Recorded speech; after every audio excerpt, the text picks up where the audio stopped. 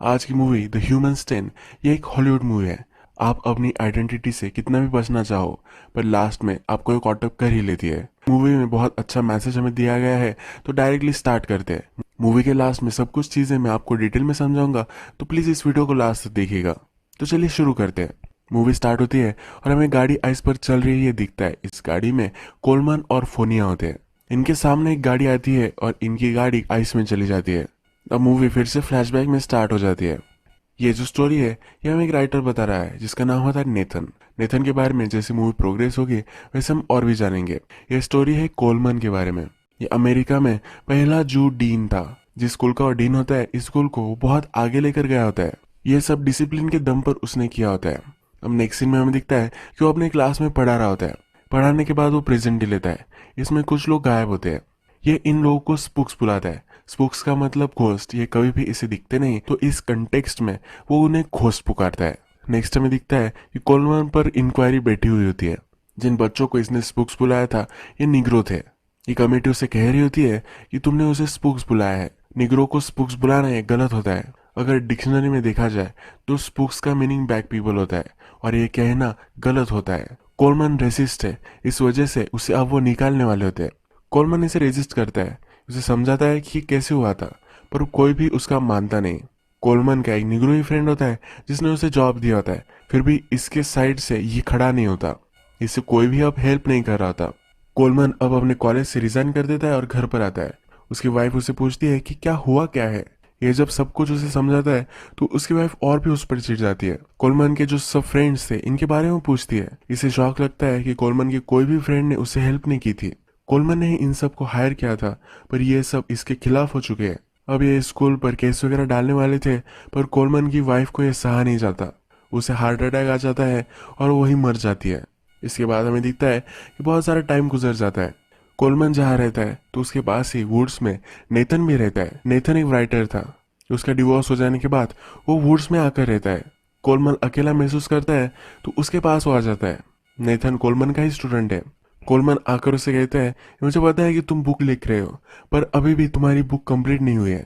पिछली बुक्स तुम्हारी बहुत ही सक्सेस थी, पर इस बार तुम अटक चुके हो।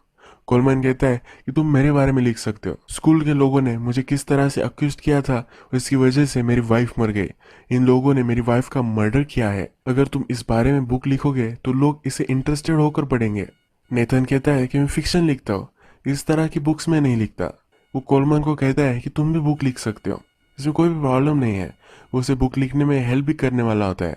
कोलमन और नेथन दोनों अकेले ही है, तो इसी वजह से अब ये दोनों फ्रेंड्स बन जाते हैं। ये गेम्स खेलते हैं, ड्रिंक करते हैं, बहुत अच्छी फ्रेंडशिप इनकी हो जाती है।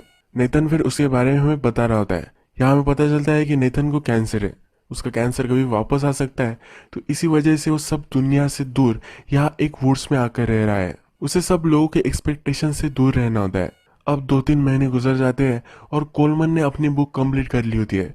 उसे लगता है कि बहुत ही घटिया बुक है, इसमें वो पागल आदमी की तरह लग रहा है, तो ये बुक वो नेथन के पास ला कर देता है। ये कहता है कि अगर तुम इससे फिर से अच्छे से लिखोगे तो अच्छी सी बन सकती है। इस बुक में उसने अपने लव लेटर्स भी ऐड किए होते हैं। इन 1948 में जब कॉलेज में था, उस दिन के ये लव लेटर्स थे। वो एक लड़की से प्यार करता था। अब कोलमन की जो लव स्टोरी है ये हमें दिखाई जाती है। जिस लड़की से वो प्यार करता था इसका नाम स्टीना था। स्टीना और ये दोनों लाइब्रेरी में मिले थे। उसके बाद कोलमन उससे बात करने लग गया और अपने रूम में उसे इनवाइट किया। कोलमन को फाइट करना अच्छा लगता है, ये उस स्टीना को कहता है। कोलमन कहता है कि मुझे मिस जज मत करो, ये कुछ स्ट्रेंथ के बारे में नहीं है। फाइटिंग जो होती है कौन कितना स्मार्ट है इसके बारे में होती है। स्टीना कहती है, तुम्हें क्या लगता है कि मैं अच्छी बॉक्सर बन सकती हूँ? कोलमन इसके लिए हाँ कहता है। ये उसे बॉक्सिंग कैसे करनी है ये उसे सिखा रहा होता है। इन दोनों में नजदीकियां बढ़ जाती है और एक दूसरे के साथ ही इंटीमेट हो जाते हैं। अब हमें फिर से प्रेजेंट दिखाया गया है। कोलमन और नेथन रात में बात ही कर रहे होते हैं। कोलमन नेथन को कह रहा होता है कि मुझे कभी मरना नहीं है। मरने की आइडिया मुझे बहुत ही घटिया लग रही है। कोलमन का आज मूड बहुत ही अच्छा होता है। वो ग्रामोफोन पर एक म्यूजिक लगाता है और वो नेथन के साथ डांस करने लग जाता है। कोलमन आज बहुत ही ज्यादा ही खुश होता है, तो नेथन पूछता है कि हो क्या रहा है। कोलमन कहता है कि मेरा अफेयर चल रहा है। आजकल मैं 34 इयर्स की औरत के साथ हूँ, उसे जिंदगी के बहुत ही मजे आ रहे हैं। नेथन पूछता है कि तुम उसे मिले कैसे। कोलमन फिर बताता है कि वो उसे कैसे मिला था। कोलमन एक स्टोर में कुछ खरीद रहा था, उसे वहाँ फोनिया मिली थी। उसने फोनिया को नोटिस किया था और उसके बाद वो वहां से चला गया था। आगे वो आ गया तब उसे पता चला कि फोनिया की गाड़ी बंद पड़ चुकी है। उसे लिफ्ट उसने दी। फोनिया क्या करती है, जब उसके बारे में वो पूछता है तो फोनिया कहती है कि वो मिल्क डेयरी में काम करती है। इस डेयरी पर ही कोलमन उसे छोड़ रहा होता है। जब उसे फ्री टाइम मिलता है तो कोलमन के ही कॉलेज में वो जेनिटर का काम करती है। कोलमन जब उसे घर छोड़ देता है तो वो पूछती है कि क्या तुम्हें अंदर आना है। कोलमन कहता है कि मेरी वाइफ मर जाने के बाद मैं किसी भी औरत के पास नहीं आया हूँ। फोनिया कहती है कि तुम अगर सिंपैथी ढूंढ रहे होंगे तो वो मैं तुम्हें नहीं देने वाली। वो उसके साथ कैजुअल रिलेशनशिप रखना चाहती है। वो फिर गाड़ी से उतर कर अंदर चली जाती है। कोलमन भी जरा सोचता है और ऊपर चला जाता है। ऊपर जाने के बाद फोनिया अपने बेड पर न्यूड सोई हुई होती है। इसके बाद ये दोनों इंटीमेट हो जाते हैं। रात में फोनिया उसे निकल जाने के लिए कहती है। वो कहती है कि पर्सनल नहीं है पर इनकी रिलेशनशिप बहुत ही उसे कैजुअल चाहिए। ये उसे ये भी कहती है कि उसे पता नहीं है कि वो इससे फिर से मिलेगी या नहीं। नेक्स्ट सीन में कोलमन उसे कॉलेज से लेने के लिए जाता है। कॉलेज में कोलमन की कलीग होती है, ये वो देख लेती है। रात में जब ये दोनों इंटीमेट हो जाती है तो कोलमन उससे पूछता है तुम्हारे माइंड में चल क्या रहा है। फोनिया उसे कहती है कि मेरे माइंड में मत घुसो, हमें ये रिलेशनशिप सिर्फ कैजुअल रखनी चाहिए। कोलमन मान नहीं रहा होता तो एक क्वेश्चन आंसर करने लग जाते हैं। कोलमन उससे पूछता है एक बूढ़े आदमी के साथ होना ये तुम्हें कैसे लग रहा है। कहती है कि कोई भी सरप्राइजेस मुझे नहीं मिल रहे, ये इसके लिए परफेक्ट होता है। कोलमन उसे उसकी लाइफ की स्टोरी पूछता है। ये पहले बता नहीं रही थी पर कह देती है। ये बहुत ही अमीर थी। इसके फादर मरने के बाद इसकी मदर ने दूसरी शादी कर ली। इसकी फैमिली में अब्यूज होती थी, इसी वजह से घर छोड़कर चली गई। इसके बाद वो कभी भी एक प्लेस पर नहीं रुकी थी। फोनिया किसी भी चीज़ के बारे में ज़्यादा सोचना नहीं चाहती, इसी वजह से हर जगह से वो भागती रहती है। जहाँ भी उसे जॉब मिल जाए वहाँ वो जॉब कर लेती है। अलग टाउन में वो चली जाती है और इसी तरह से वो जीती रहती है। ये दोनों एक दूसरे के साथ होते हैं। तभी फोनिया को कुछ आवाज़ें सुनाई देती है। ये कहती है कि मेरा एक्स हस्बैंड है, ये आर्मी में था, ये हमेशा मेरा पीछा करता रहता है, ये अब पागल हो चुका है और जब हम मैरिड थे तो मुझे मारा भी करता था। कोलमन से कहता है कि वहाँ कोई भी नहीं है, उसे कोई भी आवाज़ सुनाई नहीं दे रही होती है। नेक्स्ट सीन में फोनिया का एक्स हस्बैंड हमें दिखाई देता है। उसकी इंटरव्यू चल रही होती है। फोनिया को वो मारता था और अब्यूज़ करता था, इसी वजह से मेंटल हॉस्पिटल में अब वो है। उससे एक साइकोलॉजिस्ट बात कर रही है। उसे जब पूछा जाता है कि क्या उसने अपनी वाइफ को कभी मारा था तो इसे वो डिनाई कर देता है। वो कहता है कि कभी भी मैंने उसे हाथ नहीं लगाया था, उसे हमारे बच्चे मिल जाए इसी वजह से उसने ये सब साजिश रची थी। ये केयरफुल नहीं रही और उसने अपने बच्चों को ही मार डाला। इसके बाद कोलमन और फोनिया एक रेस्टोरेंट में आए हुए में दिखते हैं। फोनिया इस रेस्टोरेंट में बहुत ही अनकंफर्टेबल होती है। कोलमन फोनिया को नेथन से मिलाना चाहता है। जब नेथन वहां आता है तो फोनिया उस पर चिढ़ जाती है। वो वहां से गुस्से में ही कार में आकर बैठ जाती है। कोलमन भी उसके पीछे पीछे कार में आ जाता है। फोनिया उसे कहती है कि रेस्टोरेंट बहुत ही फैंसी है, मैं एक जैनिटर हूँ, मैं डेयरी में काम करती हूँ, हम दोनों का कहीं भी तालमेल नहीं है। तुम्हारे फ्रेंड से तुम मुझे मिलवाना चाहते थे पर तुम्हारे फ्रेंड से तुम क्या कहोगे, सबको एक गलत ही लगेगा, कोई भी हमें एक्सेप्ट नहीं करने वाला। फोनिया कहती है कि तुम्हें मुझे अब जाने देना चाहिए। वो उससे ब्रेकअप कर रही होती है। कोलमन उसे कहता है कि मैं नहीं होने दे सकता, मैं तुम्हें छोड़ नहीं सकता। रात में हम देखते हैं कि कोलमन फोनिया के यहाँ सोया हुआ होता है। तभी फोनिया का एक हस्बैंड वहां आ जाता है और यहाँ आकर बहुत ही आवाजें कर रहा होता है, गाड़ी के हॉर्न्स बजा रहा होता है। कोलमन इस पर चिढ़ जाता है और डंडा लेकर बाहर आ जाता है। वो फोनिया को घर लेकर जाना चाहता है। फोनिया ने ऑलरेडी पुलिस को बुलवाया होता है। पुलिस उसे जब लेकर जा रही होती है तो फोनिया को मर्डर बुलाता है। जब फोनिया और कोलमन अंदर आते हैं तब फोनिया उसके बच्चों के बारे में उसे कहती है। वो अपने बच्चों की चीजें उसे दिखाती है। कहती है कि मेरे बच्चे मर जाने के बाद इन चीजों का मुझे क्या करना है मुझे समझ में नहीं आता। ये बहुत ही दुख में होती है। ये रोते रोते ये सब कुछ कह रही होती है। ये कहती है कि विंटर था और मैंने फायर प्लेस जलाया था, उसकी शील्ड उससे गिर गई थी, इसी वजह से पूरा घर जल गया था, इसमें उसके बच्चे भी मर गए। इसके एक्स हस्बैंड को ये सब पता है, इसी वजह से उसे मर्डर ही बुलाता है। और नेक्स्ट दिन में हम देखते हैं कि कोलमन को एक लेटर मिलता है। इसमें उसकी एक्स कलीग ने लिखा होता है कि उसे पता है कि वो अब क्या कर रहा है। फोनिया के साथ उसका अफेयर चल रहा है और वो जैनिटर है, वो उसका फायदा उठा रहा है, उस पर एक केस कर सकते हैं, इसे इस लेटर में लिखा होता है। कोलमन फिर उसके लॉयर के पास आया हुआ हमें दिखता है। उसका लॉयर उसे सलाह दे रहा होता है। वो कहता है कि एक जैनिटर है, इसके बारे में तुम्हें कुछ भी पता नहीं है, ये सोसाइटी कभी भी तुम्हें एक्सेप्ट नहीं कर पाएगी, इस रिलेशनशिप में बहुत सारे प्रॉब्लम्स आएंगे और ये वर्थ इट भी नहीं होगा। अगर इस टाउन के लोगों के खिलाफ गया तो इसका जीना वो खराब कर सकते हैं। कोलमन को यह सलाह पसंद नहीं आती, अपने लॉयर को भी फायर कर देता है। अब हमें फिर से यंग कोलमन दिखाया गया है। कोलमन जब फाइटिंग करता था तो उसके प्रोफेसर ने उसे कहा था कि फाइटिंग तुम करते हो तो तुम्हें एक अच्छी सी स्कॉलरशिप मिल सकती है। कोलमन का इंटरव्यू तब होने वाला था, तब उसके टीचर ने उसे कहा कि तुम्हारी जो कास्ट वगैरह है ये किसी को भी मत बताना। कोलमन जब घर आता है तब हमें पता चलता है कि कोलमन खुद ही निग्रो है। इनकी फैमिली में कोलमन एक एनोमली है। कोलमन ब्लैक है तो फिर भी इसकी स्किन वाइट है। मूवी के फर्स्ट में हमें बताया जाता है कि ये जू है। जू होने की आइडेंटिटी इसने ले ली है। ये जब घर पर आता है तो ये सब डिनर कर रहे होते हैं। कोलमन के फादर को अच्छा नहीं लगता कि ये फाइट करता है। उसके फादर उसे कहते हैं कि अब तुम्हें फाइटिंग वगैरह सब कुछ बंद कर दोगे, तुम ऑक्सफोर्ड में जाने वाले हो। उसके फादर बहुत ही स्ट्रिक्ट होते हैं। उसके फादर जो उसे कहते हैं वही उसे करना पड़ता है। इसके फादर एक ट्रेन में काम करते हैं। इस ट्रेन में वो जब सर्व कर रहे होते हैं तभी इन्हें हार्ट अटैक आ जाता है और ये मर जाते हैं। कोलमन फिर अपनी मदर से कहता है कि मेरी लाइफ है, मुझे क्या करना चाहिए ये मुझे डिसाइड करना होगा। वो ऑक्सफोर्ड में नहीं जाना चाहता। ऑक्सफोर्ड में हमेशा निग्रो लोगों के लिए बात ही की जाती है, उनके राइट्स के लिए लड़ाया जाता है।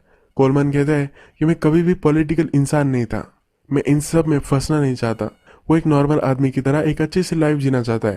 वो अपनी मदर को कहता है कि मैं ऑक्सफोर्ड में नहीं जाने वाला, ये मेरी लाइफ है, प्लीज़ मुझे डिसाइड करने दो। इसकी मदर कहती है मैं तुमसे आर्ग्यू नहीं करने वाली। इसकी मदर को दुख होता है पर इसे वो एक्सेप्ट कर लेती है। अपनी एजुकेशन कंप्लीट करने के बाद कोलमन आर्मी में चला जाता है। आर्मी में भी वो जू है, इस तरह से वो लिखता है। इसी वजह से इसकी आइडेंटिटी अब पूरी तरीके से बदल चुकी है। प्रेजेंट में नेथन कोलमन से मिलने के लिए आया होता है। वो उसे समझा रहा होता है कि जो तुम्हारी रिलेशनशिप है ये गलत है। फोनिया का एक्स हस्बैंड बहुत ही डेंजरस है, वो तुम्हें हर्ट कर सकता है। कोलमन कहता है कि वो मरने से नहीं डरता, उसे उसकी जो लाइफ अब है ये बहुत ही अच्छी लगती है। नेथन कहता है कि लोग तुम्हारे बारे में बात करने लग गए हैं, वो कह रहे हैं कि तुमने फोनिया को प्रेग्नेंट कर लिया है। कोलमन को लगता है कि नेथन उसे अक्यूज कर रहा है। नेथन कहता है तुम्हारा एक अच्छा फ्रेंड हो, एक फ्रेंड की तरह ही मुझे तुमसे बात करनी है। कोलमन उसे कहता है कि ये मेरे लाइफ का लास्ट लव है, इसके बाद में कभी मुझे इंटीमेसी मिलने नहीं वाली। ये कहकर वो यहाँ से चला जाता है। इसके बाद हमें फिर से यंग कोलमन दिखाया जाता है। अब ये आर्मी से आ चुका है पर अभी भी वो स्टीना के साथ है। इन दोनों की रिलेशनशिप अब अच्छी तरीके से डेवलप हो चुकी है। स्टीना इनसिक्योर हो रही होती है कि क्या ये रिलेशनशिप कभी आगे बढ़ेगी, तो इसी वजह से अब वो उसे अपनी फैमिली से मिलाना चाहता है। स्टीना अब बहुत ही खुश होती है। स्टीना को पता नहीं होता है कि कोलमन ब्लैक है। जब वो उसकी मदर से उसे मिलवाने के लिए लेकर जाता है तो उससे बहुत ही अनकंफर्टेबल महसूस होता है। उसकी मदर से वो अच्छे से बात करती है पर जब ये ट्रेन से वापस आ रहे होते हैं तो ये रोने लग जाती है। इसकी फैमिली कभी भी इन दोनों की रिलेशनशिप को एक्सेप्ट नहीं कर पाएगी और इसके लिए बहुत ही हार्ड होता है। इसी वजह से अब ये इसके साथ रिलेशनशिप नहीं रखना चाहती। कोलमन फिर सब उसका गुस्सा अपनी फाइटिंग में निकालता है। वो एक निग्रो से ही लड़ रहा होता है, इसे वो बहुत मारता है। उसका प्रोफेसर कहता है कि वो गिर चुका था, तुम्हें उसे इतना मारने की जरूरत नहीं थी। ये कहता है कि निग्रो को मारने के लिए मुझे किसी की डांट पड़े ये मुझे अच्छा नहीं लगता। ये खुद ही निग्रो है पर ये अब भेदभाव करने लग जाता है, ये कुछ अलग है ऐसा वो प्रिटेंड करता है। अब हमें फिर से प्रेजेंट दिखाया जाता है। कोलमन और फोनिया की जो रिलेशनशिप है ये अब नेक्स्ट लेवल पर जाती है। फोनिया कभी भी उसके साथ रात में नहीं रुकती पर अब ये उसके साथ रुकने लग चुकी है। अब ये रिलेशनशिप नेक्स्ट लेवल पर जा रही है तो फोनिया को डर लगने लग जाता है। जब कोलमन उसकी जॉब के बारे में बात कर रहा होता है तो उस पर वो चिढ़ जाती है। वो कहती है कि हमेशा तुम तुम्हारे बारे में बात करते रहते हो, तुम्हारे साथ जो हुआ है ये कोई बड़ी ट्रेजेडी नहीं हुई है। वो फिर उसके साथ क्या गलत हुआ है इसके बारे में बात करती है। कोलमन से फाइट ले लेती है और वहां से वो चली जाती है। वो रोड से चलती जाती है और एक बर्ड हाउस पर आ जाती है। एक कौवा उसे यहाँ पसंद आता है। इसके बारे में जो वो पूछती है तो शॉप ओनर कहती है कि इस कौवा कभी भी बाहर उड़ नहीं सकता, ये जब छोटा था तब से एक केज में ही है, इसी वजह से इसे उड़ना कैसे है पता नहीं है। जब बाहर जाता है तो दूसरे कौवे उसे मारने लग जाते हैं। फोनिया इस कौवे से रिलेट कर पाती है। ये कहती है कि जब मेरे बच्चे मर गए थे तो मैंने अपनी मदर को कॉल किया था, उसकी मदर ने उसे पहचानने से इनकार कर दिया था। जिस तरह से कौवा अपनी आइडेंटिटी खो चुका है उसी तरह से अपनी आइडेंटिटी यह भी खो चुकी है। इसे क्या करना है यह समझ में नहीं आता। इसे अब बुरा लगता है। इसे लाइफ में एक अच्छा चांस मिला है, एक कोलमन के साथ एक अच्छी लाइफ जी सकती है। अब वे फिर से कोलमन के पास आ जाती है, इसे वो सॉरी कहती है। कोलमन भी उसे माफ कर देता है, उसे हक करती है और कहती है कि वो प्रेग्नेंट है। इसके बाद हमें दिखता है कि दोनों गाड़ी से जा रहे होते हैं और इनका एक्सीडेंट हो जाता है। यहाँ फोनिया का हस्बैंड भी था। नेतन फिर हमसे बात करता है कि मुझे पता है कि ये एक्सीडेंट नहीं था, ये करवाया गया था। अब कोलमन और फोनिया दोनों मर चुके हैं। फोनिया के हस्बैंड से बात की जाती है। इससे जब इंक्वायरी होती है तो ये सब मना कर देता है। ये कहता है कि मेरा इन सब से कोई भी संबंध नहीं है, इसके खिलाफ कोई भी एविडेंस भी नहीं होते, तो इसे छोड़ दिया जाता है। इसके बाद हमें कोलमन का मेमोरियल दिखता है। उसके जो सब कलीग्स थे अब इन्हें बहुत ही दुख हो रहा होता है। ये कहते हैं कि हमने जो किया था ये गलत किया था, हमें अपने फ्रेंड को सपोर्ट करना चाहिए था। मरने के बाद कोलमन के आरोप खत्म हो चुके हैं। कोलमन का जो मेमोरियल चल रहा था तो कोलमन की सिस्टर वहां आती है। नेथन जब इसे देखता है तो ये समझ नहीं पाता कोलमन की सिस्टर ब्लैक कैसे हो सकती है। ये फिर उसे कोलमन के बारे में सब कुछ बता देती है।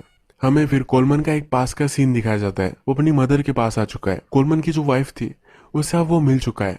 वो अपनी मदर के पास आता है और कहता है कि मेरे पेरेंट्स डेड है, ऐसा मैंने उसे बताया है। अगर इसे भी पता चल गया कि कोलमन ब्लैक है तो इनकी रिलेशनशिप में प्रॉब्लम आ सकता है। इसी वजह से अपने फादर और मदर डेड है, इसी तरह से वो बताता है। उसकी मदर कहती है कि ऐसा कैसे तुम कर सकते हो, हम दोनों के बारे में तो ठीक था, पर तुम्हारे ब्रदर सिस्टर इनके बारे में भी तुम नहीं बताओगे। उसकी मदर उससे कहती है कि ये भी ठीक है, क्या तुम तुम्हारे बच्चों से मुझे मिलने दोगे?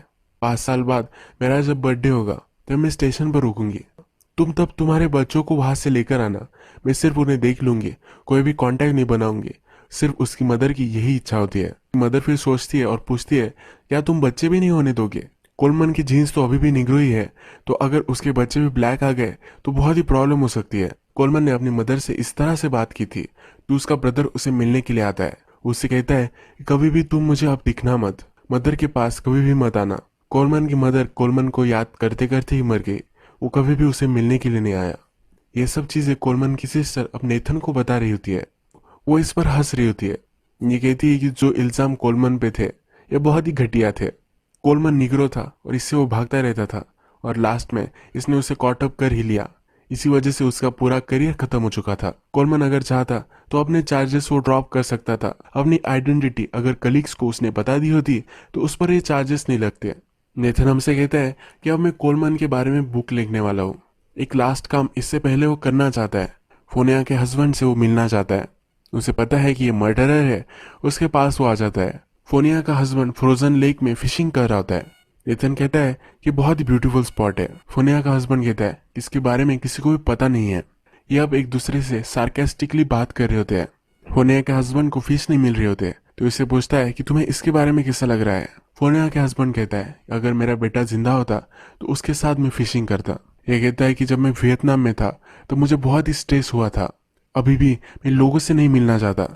मैं जब वापस आया तो मैं जिस तरह से बर्ताव कर रहा था उसी वजह से मेरी मैरिज टूट गई थी। फोनिया का हस्बैंड पूछता है किस तरह के लोगों के बारे में तुम लिखते हो। नेथन कहता है कि तुम जैसे लोगों के बारे में लिखता हो। नेथन ऐसा जता रहा होता है कि इसे पता है कि इसने फोनिया और कोलमन को मारा है। फोनिया का हस्बैंड फिर कहता है कि तुम वुड्स में रहते हो ना, यानी कि उसका पता उसे पता है, ये कभी भी आकर उसे मार सकता है। ये फिर उठ जाता है। इसके पास एक आयन का इक्विपमेंट होता है, इससे मैं इस आइस में एक बड़ा सा होल बना सकता हूँ। फिश लाइट देखने के लिए ऊपर आ जाते हैं। इसे मैं फिशिंग करता हूँ। अंदर बहुत ही डार्क होता है, इसी वजह से फिश ऊपर आते हैं। इसका मतलब इसे धमकी दे रहा होता है कि अभी के अभी वो इसे यहाँ मार सकता है। अंदर बहुत ही डार्क है और ये लेक भी फ्रोजन है, तो कोई भी उसकी बॉडी ढूंढ नहीं पाएगा। अब ये कहता है कि ये मेरे फिशिंग करने का सीक्रेट स्पॉट है। अगर तुम तुम्हारे बुक में ये लिखोगे तो सब लोगों को पता चल जाएगा। यानी कि अगर फोनिया का हस्बैंड के बारे में इसने कुछ भी किसी को बताया तो बहुत ही प्रॉब्लम हो सकती है। उससे पूछ रहा होता है कि क्या तुम मेरे बारे में किसी को बताओगे। यह सब वो इनडायरेक्टली बोल रहा होता है। नेथन अपनी लाइफ के लिए डरता है और कहता है कि मुझे पता है कि तुम्हारे लिए इंपॉर्टेंट है, मैं तुम्हारे इस सीक्रेट प्लेस के बारे में किसी को भी नहीं बताऊंगा। नेथन फिर यहाँ से चला जाता है। यहाँ हमें पता चल जाता है कि फोनिया के हस्बैंड ने ही फोनिया और कोलमन को मार दिया था। यही मूवी एंड हो जाती है। अगर हम इस मूवी में देखें तो कोलमन हमेशा अपने आप से ही बचता रहता था। अपनी आइडेंटिटी उसे नहीं चाहिए थी। उसकी मदर ने उसे कहा था कि अपने लोगों को छोड़कर कब तक तुम भागते रहोगे। कोलमन हमेशा अपनी लाइफ से भागता ही रहा। कभी भी उसे फैमिली का जो प्यार होता है ये नहीं मिल पाया। अगर वो अपने आप को एक्सेप्ट कर लेता तो अपनी फैमिली के साथ वो रह सकता था। उसकी मदर, ब्रदर, सिस्टर इन सब को एक्सेप्ट कर अपनी वाइफ के साथ उनके साथ वो रह सकता था। अगर उसके बच्चे निग्रो आए तो उस पर सवाल उठ सकते थे। इसी वजह से कभी भी उसने अपने लिए बच्चे भी नहीं होने दिए। वो आखिर तक अपनी आइडेंटिटी से भागता रहा, पर फिर भी उस पर जो चार्जेस लगे ये वो निग्रो बुलाने के लिए लगे थे। इसका मतलब है अगर वो चाहता तो ये चार्जेस ड्रॉप हो सकते थे। फिर भी इसने ये नहीं किया। ये फिर भी अपनी पहचान छुपाता ही रहा। इसी वजह से इसकी वाइफ भी मर गई। जिस तरह से कोलमन था उसी तरह से फोनिया भी थी। ये भी भागती रहती थी। ये जब एक दूसरे से मिले कभी भी एक दूसरे को छोड़ना नहीं चाहते थे। इस बार फोनिया के पास ने उसे जकड़ लिया। फोनिया के हस्बैंड ने ही इन दोनों को मार दिया। हम जो है, हमारी फैमिली जो है, इन सब को हमें एक्सेप्ट करना चाहिए। हम हमारे खुद के एक्सेप्टेंस से ही खुश रह सकते हैं। इस मैसेज के साथ ये मूवी एंड हो जाती है।